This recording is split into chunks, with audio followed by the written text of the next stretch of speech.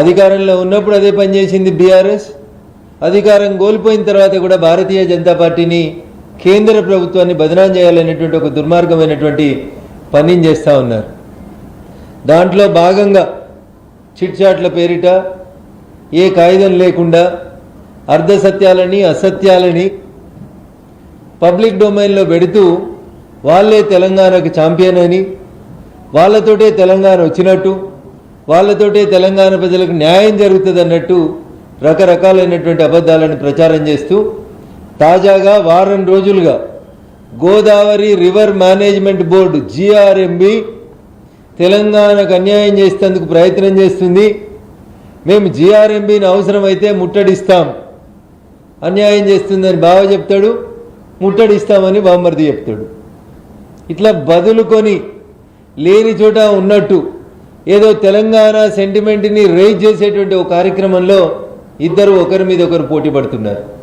దీనికి ఉదాహరణ వచ్చే నెల 18వ తారీఖున Godavari river management board Telangana, Andhra రెండు ప్రాంతాలకు సంబంధించినటువంటి ముఖ్యమంత్రులు, మంత్రులు ప్రాజెక్టులకు సంబంధించి ఒక ఉమ్మడి సమావేశం ఏర్పాటు చేసింది.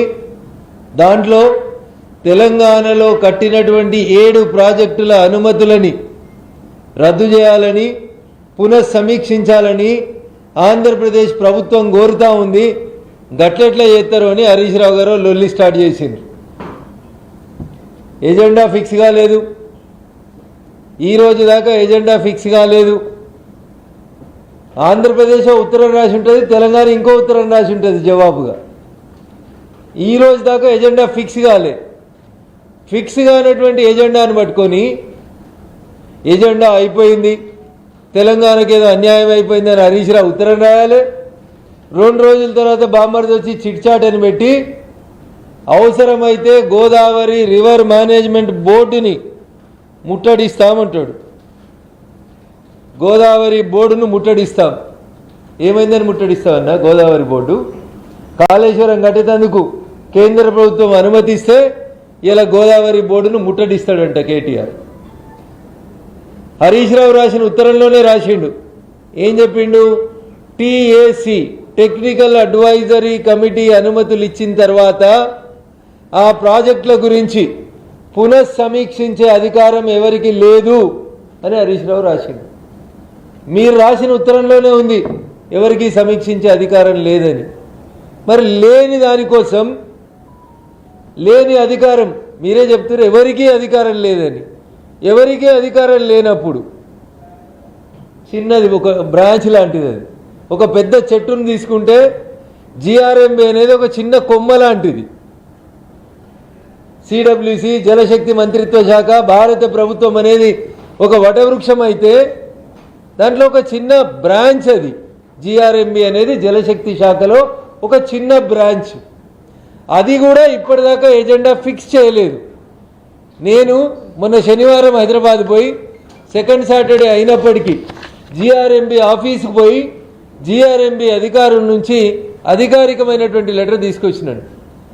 ఏం చెప్తుంది ఇది అధికారికమైనటువంటి లేఖ అంటే, the proposed agenda notes for the 18th board meeting is included herewith and all the members of the board are requested to kindly make it convenient to attend the meeting. The proposed agenda అన్నాడు. Godavari river management board అనేది the proposed agenda అన్నారు. ఎజెండాలో పెట్టలే. ఇంకా ఆంధ్రప్రదేశ్ ప్రభుత్వం రాసిన ఉత్తరాన్ని తెలంగాణ ప్రభుత్వానికి పంపించి దీని మీద మీరేమైనా అభ్యంతరాలు చెప్తారా అని అడిగినరు. Only proposed. ఆంధ్రప్రదేశ్ 4 ఎజెండా అంశాలను పెట్టి పంపించింది గోదావరి రివర్ మేనేజ్మెంట్ బోర్డుకి. తెలంగాణ ప్రభుత్వం కూడా ఇంకో 4 పెట్టి పంపించింది.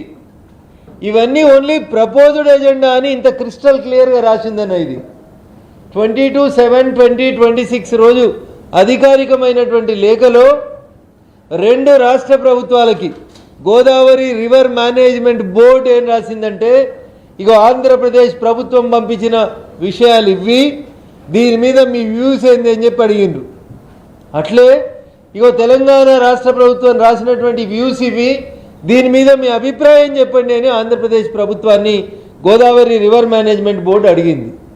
దీన్ని ప్రపోజ్డ్ ఎజెండా అని చెప్పిండ్రు వాళ్ళు. దాన్నే వీళ్ళు ఏం చేస్తూ ఉన్నారు, ఎజెండాలో హరీష్ రావు గారు ఒక ఉత్తరం రాస్తారు.